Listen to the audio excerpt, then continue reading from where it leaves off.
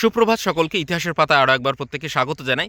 SSC second SLST class 11-12-এর যে final merit list গতকাল প্রকাশিত হয়েছে, গ্রুপে অলরেডি দিয়েছে, আপনারা নিশ্চয়ই দেখেছেন।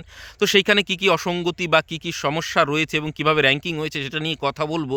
তো তার আগে প্রত্যেককেই কংগ্রাচুলেশন যারা সিলেক্টেড হয়েছেন এবং 12,000-এর মতন সামথিং ক্যান্ডিডেট তারা চাকরি পেতে চলেছেন এবং আগামী 7 দিনের মধ্যেই তাদের কাউন্সিলিং শুরু হয়ে 15 দিনের মধ্যেই তারা অন্তত স্কুল পেয়ে যাবেন, এরকমটাই খবর।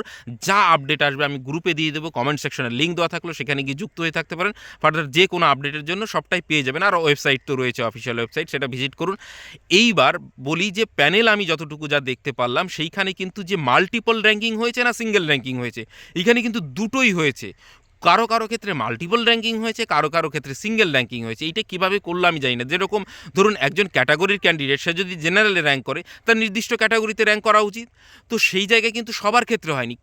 কোনো কোনো ক্যান্ডিডেট দেখলাম জেনারেলে র্যাঙ্ক করেছে তার নির্দিষ্ট ক্যাটাগরিতে, যেমন এসসি এসটি ওবিসি হয়, তাহলে তার নির্দিষ্ট ক্যাটাগরিতে র্যাঙ্ক থাকা উচিত, সবার ক্ষেত্রে কিন্তু নেই, আমি যতটুকু যা মেলাতে পারলাম। আবার অনেকের ক্ষেত্রে মানে মাল্টিপল র্যাঙ্কিং হয়েছে। তো এইটা কিভাবে করলো, এইটা নিয়ে কিন্তু সমস্যা। ধরুন একজন এসসি বা এসটি বা ওবিসি ক্যান্ডিডেট, সে যদি ফিমেল হয়, তার সর্বোচ্চ 4 জায়গায় র্যাঙ্ক করা উচিত, সে জেনারেলে রয়েছে, অথচ তার ধরুন মেল ফিমেলেও থাকা উচিত, ফিমেলেও থাকা উচিত, অথচ তার মেল ফিমেলে নেই নির্দিষ্ট ক্যাটাগরির, অথচ আবার ফিমেলে রয়েছে। তো এই যে একটা মানে কি বিষয়, আপনাদের যদি চোখে পড়ে কি কি অসঙ্গতি রয়েছে সেটা কমেন্ট সেকশনে নিশ্চয়ই আমাকে বলবেন। আমি যেহেতু বাড়িতে এসি, অনেকগুলো ট্যাব খুলে সেটা ভালো করে আমি যাচাই বাছাই করতে পারছি না।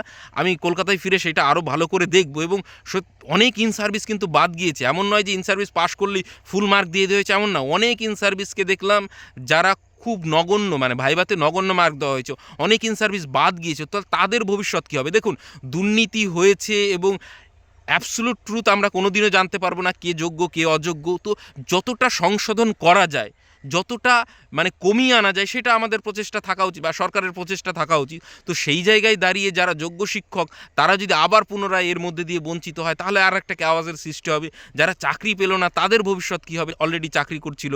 আর সত্যি কথা, না ইন সার্ভিসদের হয়ে সরকার বা এসএসসি কাজ করলো, না ফ্রেশার্সদের হয়ে মানে কোনো ভালো পদক্ষেপ নিল, সবাইকেই একটা অনিশ্চিত ভবিষ্যতের দিকে ঠেলে দিল।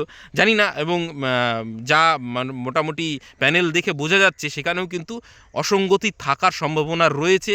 এবং এই র্যাঙ্কিংটা কিভাবে হয়েছে আরেকটু ভালো করে দেখতে হবে। আপনাদের যদি কোনো অসঙ্গতি চোখে পড়ে, নিশ্চয়ই কমেন্ট সেকশনে জানাবেন, এবং আমিও নিজে থেকে সেটা আরও একটু ভালো করে কলকাতায় ফিরে গিয়ে দেখার চেষ্টা করব, এবং দেখা যাক কী হচ্ছে। এবং 9-10-এর যা প্রসেস হবে সেটা আমি গ্রুপে নেক্সট আপডেট দিয়ে দেবো। আপাতত সকলকে অসংখ্য ধন্যবাদ। এবং আবারও বললাম, আপনাদের যদি কোনো অসঙ্গতি বা কিছু মনে হয়, তাহলে কমেন্ট সেকশনে জানান, এবং আমরাও দেখব যে কীভাবে র্যাঙ্কিংটা করেছে। মাল্টিপল র্যাঙ্কিং সবার ক্ষেত্রে হলো না কেন, বা সিঙ্গেল র্যাঙ্ক যে কোনো একটা হবে। তো তাহলে এই যে গরমিলটা হলো, সেটা কিভাবে করলো, সেটা একটু দেখার বিষয় রয়েছে। আপাতত অসংখ্য ধন্যবাদ। Thank you.